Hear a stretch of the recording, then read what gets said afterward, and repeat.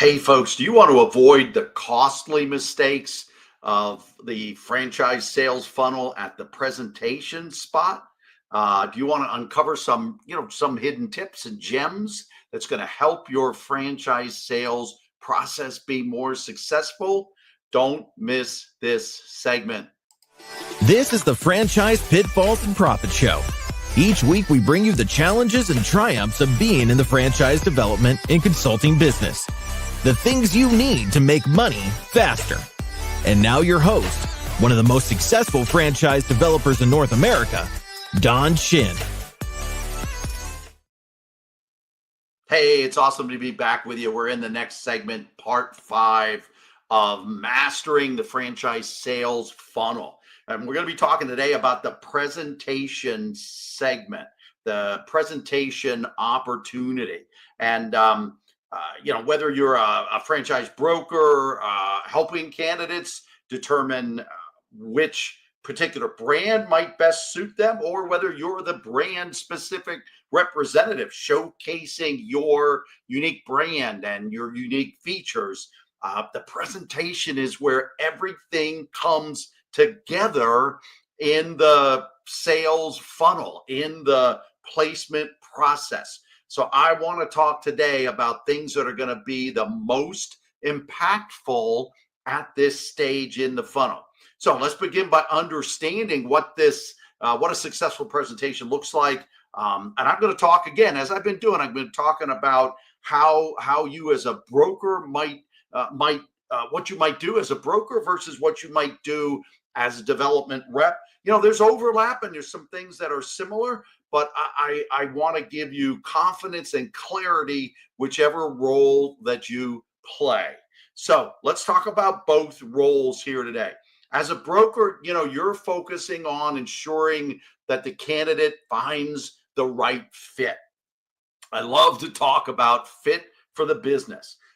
You're doing it from the perspective of multiple opportunities that you're going to talk to them about. But even before you do that, you need to know the brand well. What I see in a lot of situations is that someone's not presented the brand before, or the broker is just relying on what the brand puts in your back office or into your system. And honestly, what I have found in my real life experience as a broker, what I found is that information leaves me a little short. That information doesn't tell me some of the real subtle keys that I know the brand wants to project and wants to put out there. So it's just not enough. And so particularly before you know a brand or before you've even talked to any of the development reps, you need to do that. And you need to call them first, and you need to work with them, understanding some of those subtle keys that are going to be most important to project to your candidates. So let's now get right into the session. What are you going to actually do with your candidates? Well, one of the first things I do is I position the session. I tell them the outcome that we should get, so that when it comes to the end of the session, they're going to do what you told them to do. So you want to frame up the session that you're doing with them, and one of the keys is to tell them why you're here and what the outcome or what the end result should look like. I also tell them and I assure them that you're not making any big commitment here. The commitment you're making is to have 1 or 2 calls with a FranDev rep. You're going to read some information. You might be investing 3 to 5 hours in the next couple of weeks. That's all you're committing to. So don't get your shorts in a bunch like suddenly this is some really big thing, because it's not. It's simply a step in the process. And the last thing I want to share on this point is from a positioning standpoint is the fact that a lot of brokers, a lot of consultants get ghosted after this session. You've put in hours, you've spent a couple of weeks with people, and then they're not calling you back. And I will tell you, I believe the primary reason they're not is that you've overwhelmed them. So what do? You position it, you frame it, you tell them they're probably going to get overwhelmed. You give them permission to be overwhelmed, but you reinforce that that's why they're using you as a consultant. You reinforce that they're leveraging your experience and the experience of the organization that you are a part of. Again, you tell them it's okay to be overwhelmed. And here's a final key on this overwhelming thing: ask them to stick with you. Specifically say, please don't get overwhelmed. Or if you get overwhelmed, please stick with me. Don't abandon your dreams because you've had 30 minutes of being overwhelmed. Stick with me. I promise you, you'll be fine. So frame this up, position the session before you ever show them any brands. All right. Now, another thing is that we want to do, and we kind of hit on this already, but but I want to talk specifically about it, and that is emphasizing the fit. Your goal is to match them. I always talk about transferable skills. What have they done in their life before that transfers over into this specific business and ownership and operating of this specific franchise? As well as your fit is about their goals. Your fit is about their objectives in life. And if you can ascertain their values, you can start to talk a little bit about the values of the brand and what the company stands for. You want to highlight that that what you're presenting, these are companies that are in alignment with them and what they've told you, but you don't want to be too overly biased. Honestly, it frustrated me over the years when I heard brokers brag about, I was the top salesperson or the top broker for a specific brand. That's okay if you have that kind of a relationship and you believe that much in that brand, but you don't want to get to a place where you've got a short list of half a dozen brands and you present those brands to every candidate, regardless of what they're telling you and what you see in their application or their questionnaire. So please, please, please still be working on true matching. And when you're working with your candidates, again, you want to emphasize transferable skills, fit for their goals, fit with their values.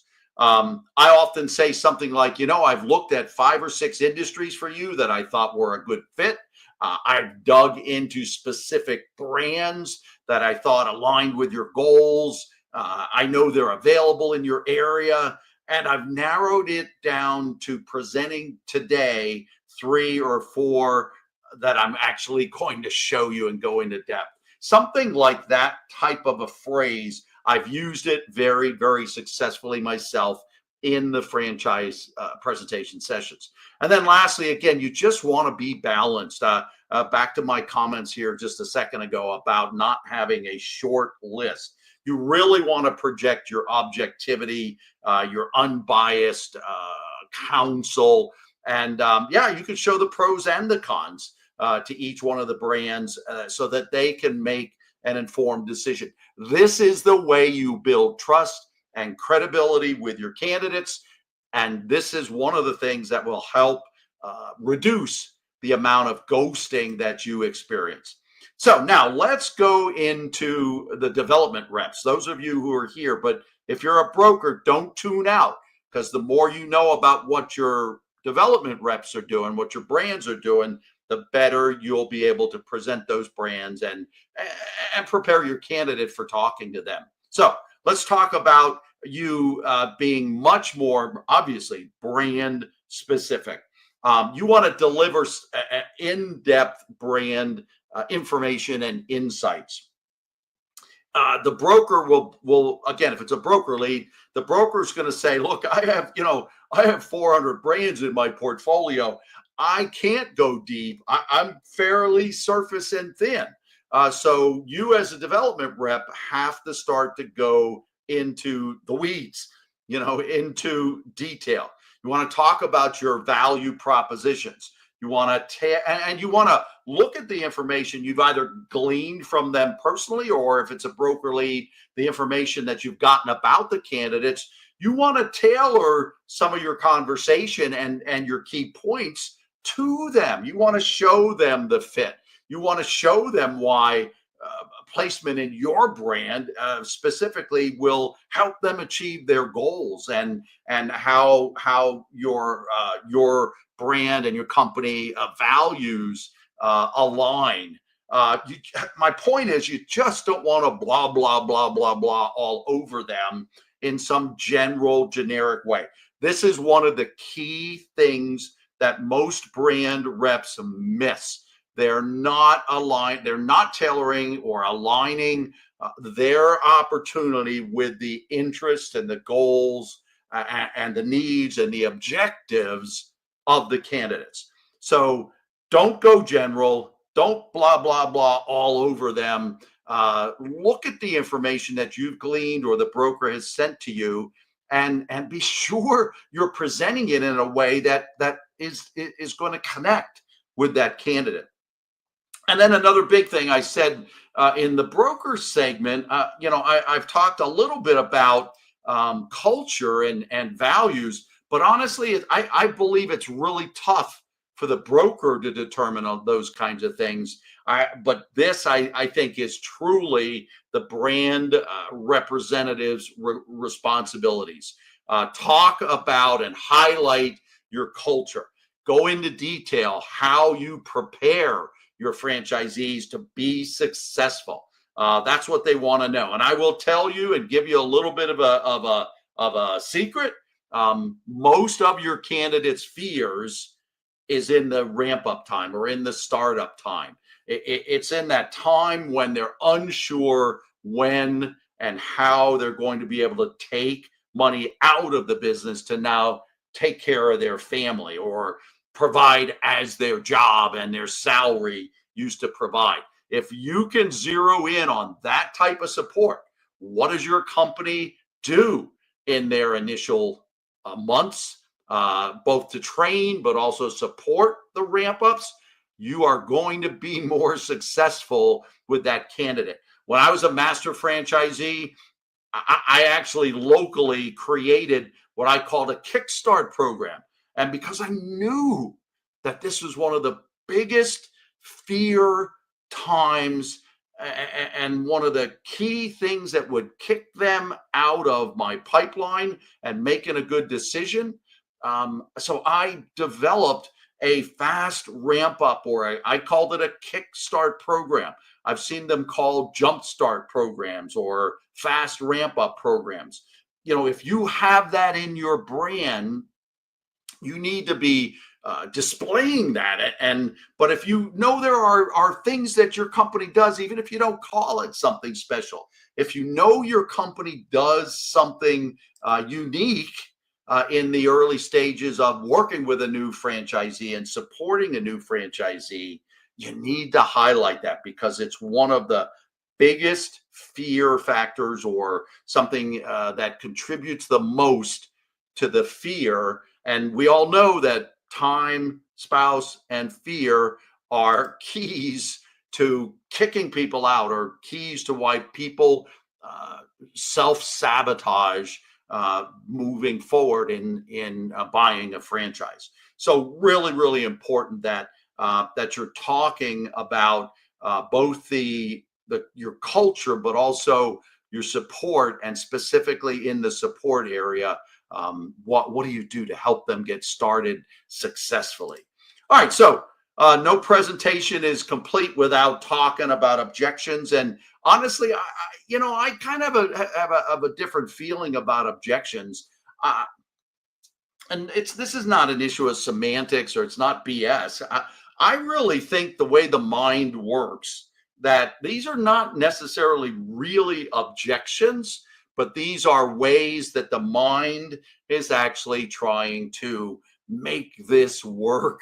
They're trying to see, does your brand really fit who they are and what they want to do? So I would never approach anything as objections.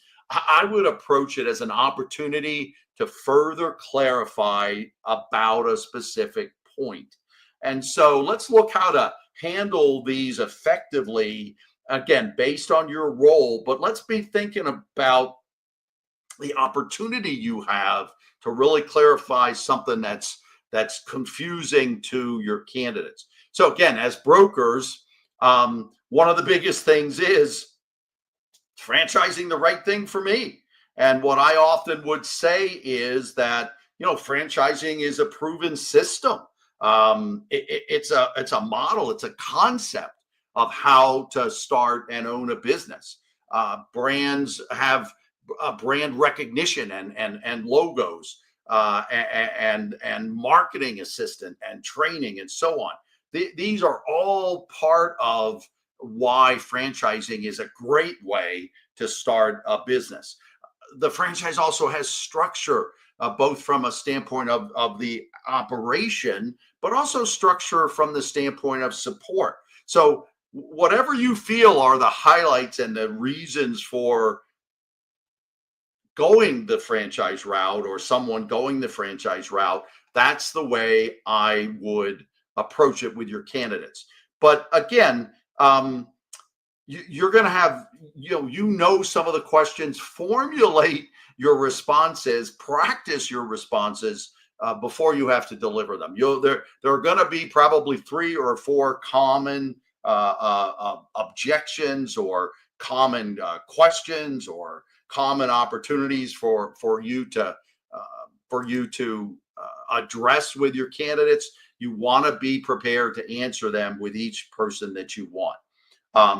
One other real key here, while we're still talking about it, is I would share success stories. If you know that a prior candidate, Bob and Sally Jones, had the same question about whether franchising was the right model for them, and this was the way they handled it. These were their comments after they made a positive decision to move forward. Anytime you can pull from your prior experience, it's a great way for you to build your credibility, and for them to trust you that you know what you're doing. All right, now lastly, let's talk about opportunities, not objections. Let's talk about opportunities from the franchise development representative side of things. And again, I'm in that role. I've done that as a master franchisee. So a lot of general objection. One of the biggest general objections is, hey, is this really a good fit for me? And we've talked about that. And by the way, a really, really, really good habit to get into is to validate someone when they ask a question, and do it genuinely. But I'll always go, and a lot of times it really does blow my mind. It's a great question. But either way, I'll always go, that's really a good point. That's really, really good question. Let's talk about that. And again, in this particular one, as a brand rep, that's kind of the biggest overall concern in their mind. Is this really the right one? Is this really the best fit for me? And so I would say something like, based on your goals, you've been looking for a business that prioritizes the work-life balance and steady growth. And our franchise model addresses both of those, as I've shown you. So, be transparent with any of these opportunities, objections, challenges, that the brand may present. Pair them with solutions, as I said, as much as you can, as you're presenting, PowerPoints or whatever, as much as you can. Tailor it to the specific objectives and needs and interests that someone has. And honestly, that'll cut down probably on the number of questions. And again, if you want to think of them as objections. So let's wrap up. Whether you're a broker presenting a bunch of opportunities in a general 30,000 foot perspective, or you're the specific brand or single brand rep, the key is going to be knowing your candidate's goals, interests, transferable skills, and then tailoring the conversation as you approach working with them. You build trust. You want to highlight that perfect fit, and you want to take their questions and address their questions as opportunities, not so much objections. And just remember, again, when you're presenting, it's not just about selling. You're really guiding your candidates. As a broker in particular, you're guiding them to the right educated decision for their future. But honestly, as the brand rep, you want to be sure you're bringing on the right people and the best fit for your brand as well. Hey, coming up next week, we're going to be discussing the last segment, which is strategies for closing the deal. Be sure you join me next week. And if you get value from the Franchise Pitfalls and Profits podcast, please subscribe.